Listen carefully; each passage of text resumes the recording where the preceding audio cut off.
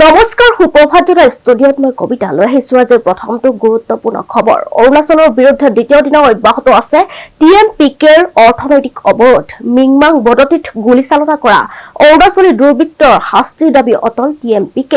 আজি সীমান্ত সুৰক্ষা মন্ত্ৰী অতুল বৰাৰে অনুষ্ঠিত হ'ব বৈঠক সংগঠনটোৰ। দুপৰীয়া 12 বজাত অনুষ্ঠিত হ'ব উপায়ুক্তৰ কাৰ্যালয়ত এই বৈঠকত উপস্থিত থাকিব স্থানীয় বিধায়ক তথা মন্ত্ৰী ৰণোজ পেগু। অৰুণাচলৰ বিৰুদ্ধে দ্বিতীয় দিনা অব্যাহত আছে TMPKৰ অৰ্থনৈতিক অৱৰোধ। মিংমাং বদতিত গুলীচালনা কৰা অৰুণাচলী দুৰ্বৃত্তৰ শাস্তিৰ দাবী অটল TMPK। আজি সীমান্ত সুৰক্ষা মন্ত্ৰী অতুল বৰাৰে বৈঠক অনুষ্ঠিত হ'ব সংগঠনটোৰ। দুপৰীয়া 12 বজাত উপায়ুক্তৰ কাৰ্যালয়ত হ'ব এই বৈঠকত উপস্থিত থাকিব স্থানীয় বিধায়ক তথা মন্ত্ৰী ৰণোজ পেগু।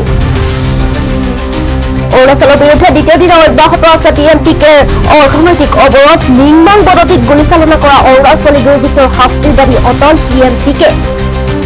আজি সীমান্ত সুৰক্ষা মন্ত্ৰী অতুল বৰাৰে বৈঠক অনুষ্ঠিত হ'ব সংগঠনটোৰ। দুপৰীয়া 12 বজাত উপায়ুক্তৰ কাৰ্যালয়ত হ'ব এই বৈঠকত উপস্থিত থাকিব স্থানীয় বিধায়ক তথা মন্ত্ৰী ৰণোজ পেগু।